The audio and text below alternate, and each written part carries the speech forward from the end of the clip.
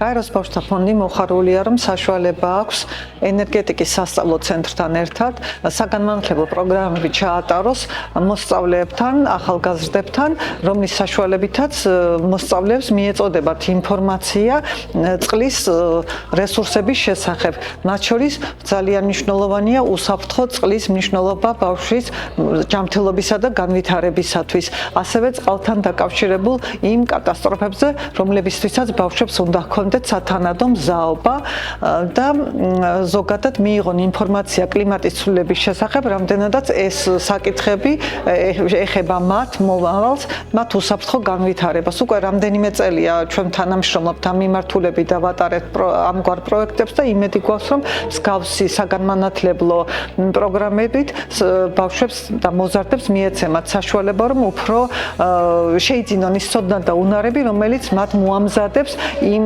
ცვლილებებისათვის, რომელსაც მოიტანს კლიმატის ცვლილება და მოახერხებენ, რომ უსაფრთხოდ იცხოვრონ და განვითარდნენ საარსებო გარემოში.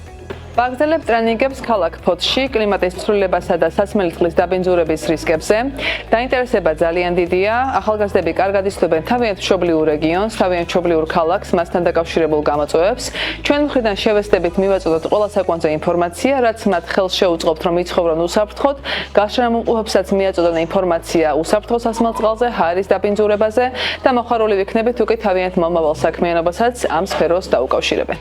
ელის ბარერის თავის სახელობის ენერგეტიკის სასწავლო ცენტრი ახორციელებს პროგრამას წყალი, გარემო და ჯანმრთელობა მოზარდების უსაფრთხო მომავლისთვის. აღნიშნული პროგრამა გაეროს ბავშვთა ფონდის მხარდაჭერით ხორციელდება და ჩვენ ამ პროგრამის ფარგლებში ვახორციელებთ ტრენინგებს ქალაქ ბათუმში, ფოთში, ქუთაისსა და რუსთავში.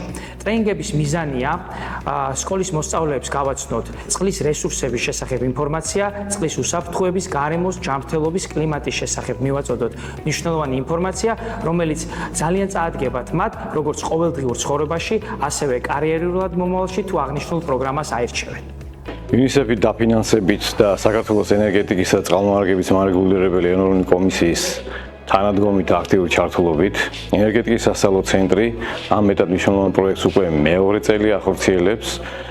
ჩვენ მოხარული ვართ იმისა, რომ სკოლებში დიდი აქტივობა შეიმჩნევა, როგორც მასწავლებლების, დირექტორების და ზოგადად პედაგოგების მხრიდან, ასევე მოსწავლეების მხრიდან. კარგია, რომ მსგავსი პროექტები უფრო მეტი იყოს, ბუნებრივია, რომ მეტი განათლება და მეტი ცნობიერების ამაღლება მოხდეს იმ სფეროებში, რომელიც მეტად საჭიროა ზოგადად ჩვენთვის, ჩვენი ქვეყნისთვის, ჩვენი თაობებისთვის, ახალი თაობებისთვის, ასევე მომავლისთვის და კაცობრიობისთვის ზოგადად. ეს არის ის მეტად რთული და საჭირო საკითხები, რომლებიც საჭიროებენ სწავლას, ასევე და გაკვლევას, ბუნებრივია, რომ დროულად მოხდეს პრევენცია და გადაწყვეტა იმ პრობლემების, რომლებიც დღის წესრიგში დგას ჩვენთან. ამერიკული საერთაშორისო სკოლა პროგრესი მესამე წელია მასპინძლობს ენერგეტიკის სასწავლო ცენტრის მიერ დაგეგმილ პროექტებს. რა თქმა უნდა, ერთობლივი თანამშრომლობით ხდება პროექტის მიტანა რეგიონში მყოფი საჯარო სკოლის მოსწავლეებისადმი და ასევე ამ საკითხებით დაინტერესებული ახალგაზრდებისადმი.